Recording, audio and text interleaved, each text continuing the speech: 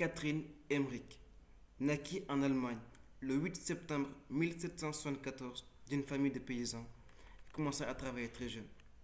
Plus tard, sa vocation religieuse mûrit et elle demandera d'entrer dans plusieurs monastères. Aujourd'hui, on va parler de cette bienheureuse Anne-Catherine Emmerich. Alors, Anne-Catherine Emmerich, c'est une femme qui est maintenant très vénérée dans l'Église catholique. Et elle a demandé à entrer dans plusieurs monastères, mais toujours elle se faisait repousser.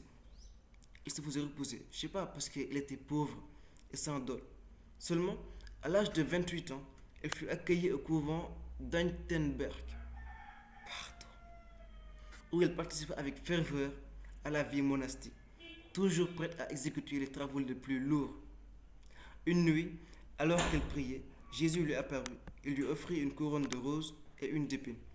Elle choisit celle d'épines que Jésus lui posa sur la tête.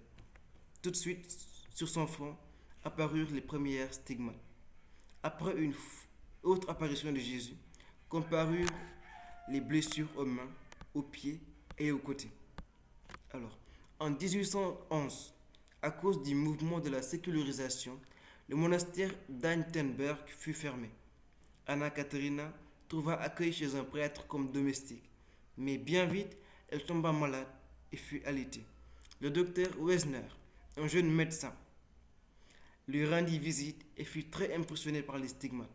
Pendant les 11 années qui suivirent, il devint son ami et fidèle assistant, tenant un journal dans lequel il transcrivait les visions d'Anna Katrina. Parce qu'en plus de toutes ses souffrances, elle avait beaucoup de visions. Alors je pense qu'un jour, on fera une vidéo sur ces visions-là. Mais en attendant, parlons de cette histoire. La religieuse ne se nourrissait pratiquement plus. Un peu d'eau et l'hostie consacrée. Alors, c'est pas la première fois qu'on parle d'une femme qui ne mange que l'hostie.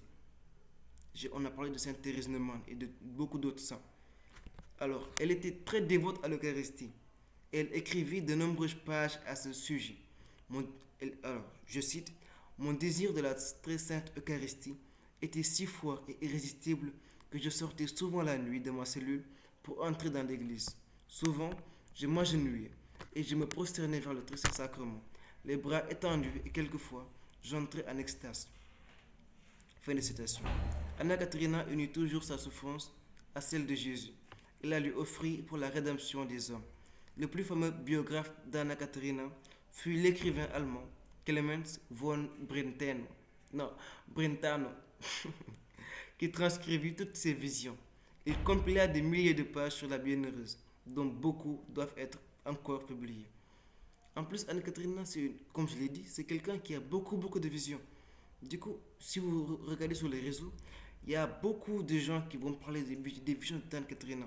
Mais attention, il y a aussi beaucoup de gens qui disent de n'importe quoi, qui profitent par exemple, certains saints et certains mystiques, comme ils ont beaucoup de visions, tellement beaucoup que, par exemple, moi, je peux venir et dire, tel saint ou tel mystique a vu tel, Jésus lui a dit telle chose, alors que c'est faux. J'invente des trucs comme ça, juste pour faire des vues ou des trucs comme ça. Alors, attention, c'est pas tout ce que vous voyez sur les réseaux qui est vrai. Alors, Anna Katrina, c'était excusez-moi, j'arrive pas à me sortir le mot sainte de la tête. Mais bon, elle n'est pas sainte, donc ne l'appelez pas comme ça. C'était une bienheureuse. Quand elle sera déclarée sainte, on pourra l'appeler sainte, mais jusqu'à présent, jusqu'en 2026, en mars, elle est toujours une bienheureuse.